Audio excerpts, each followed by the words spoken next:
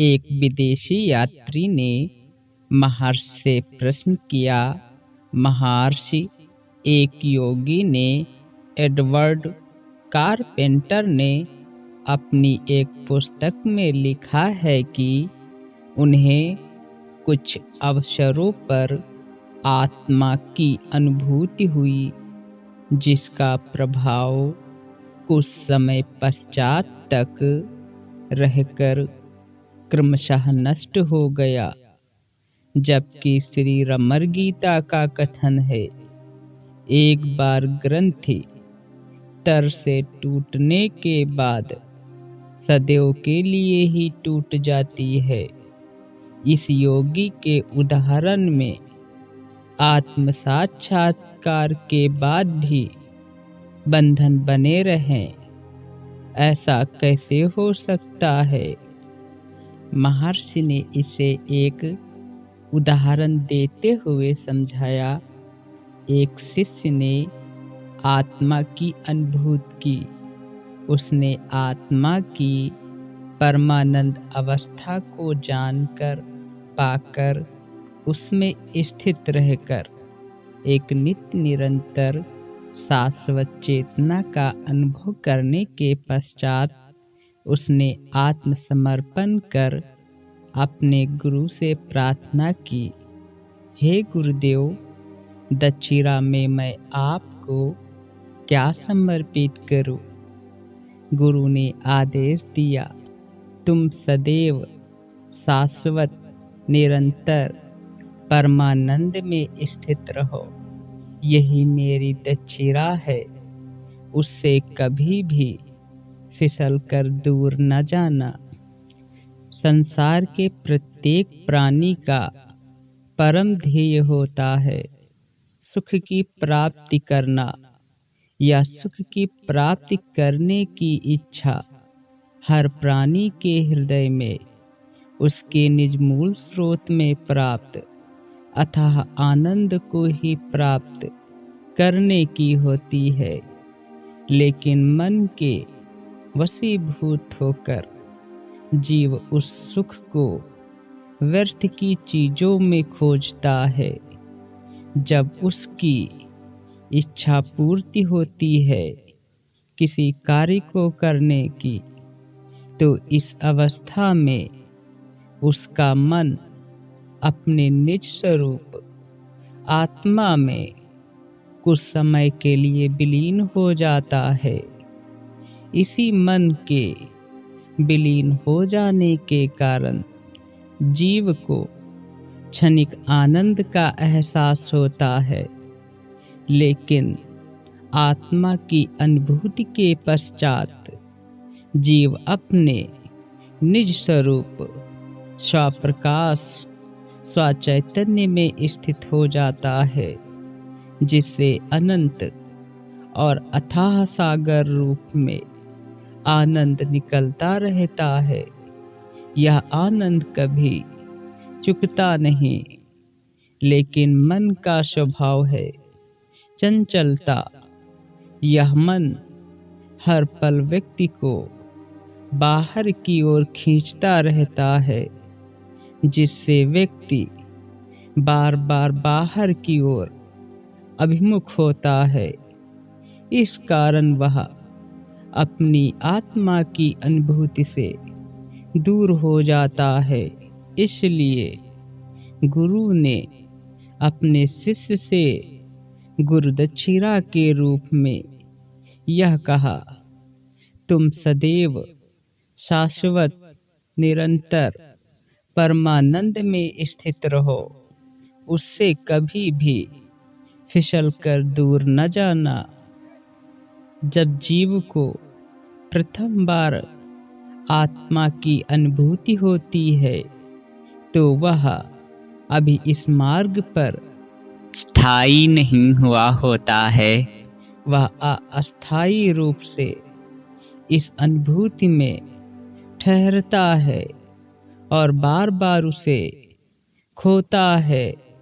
लेकिन जीव को चाहिए नित्य निरंतर आत्मा की अनुभूति में ठहरा रहे और यह अवस्था जब परिपक्व हो जाती है तो फिर कभी आत्मा की अनुभूति से फिसलना नहीं होता। तो महर्षि, पूर्ण आनंद का अनुभव कर कोई किस प्रकार उस मार्ग से दूर हो सकता है? अरे हाँ, ऐसा ही होता है। पूर्व जन्म के अनंत काल में संचित किए गए संस्कारों के प्रभाववश व्यक्ति का मन बाहर की ओर खींचकर लाया जाता है और इस प्रकार अविद्या उसे घेर लेती है और वह आत्मा की अनुभूति से दूर हो जाता है। वह मन की चंचलता में फंसकर अपनी अनुभूति से दूर निकलता जाता है, लेकिन उसे क्षणिक क्षणिक रूप में आत्मा की अनुभूति होती है। यदि वह इस क्षणिक आत्मा की अनुभूति में रहने का अभ्यास प्रारंभ कर दे तो लंबे समय तक अभ्यास करने के पश्चात वह आत्मा में निरंतर स्थित रहने की महारत हासिल कर लेता है। तो महर्षि, अनंत आनंद में कौन कौन सी बाधाएं आती हैं, उन पर कैसे काबू पाया जा सकता है? एक जीव को निम्न कठिनाइयां आत्मा की अनुभूति से दूर ले जाती हैं।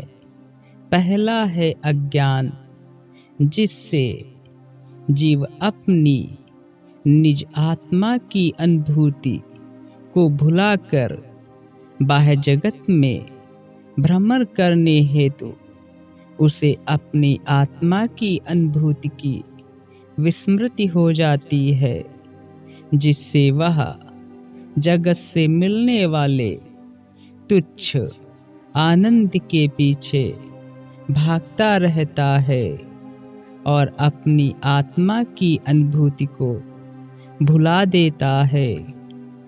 दूसरा है संशय, जो अनुभव हुआ उस पर आश्चर्य कि वह सत्य का था अथवा असत्य का। व्यक्ति में यह संशय बना रहता है कि क्या सत्य है, क्या असत्य है। जो अनुभव हुआ, यह अनुभव सत्य का हुआ था या असत्य का। इस संशय के कारण भी वह आत्मा की अनुभूति को भुला देता है।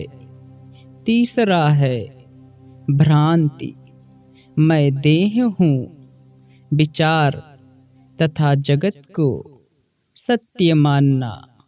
जो जीव अपने आप को देह मानता है तथा जगत को सत्य मानता है, तो वह आत्मा की सत्ता को नहीं मानता, क्योंकि आत्मा का उसका गलत तादात्म्य देह से हो जाने के कारण उसे यह देह सत्य मालूम होती है और जगत भी सत्य लगने लगता है।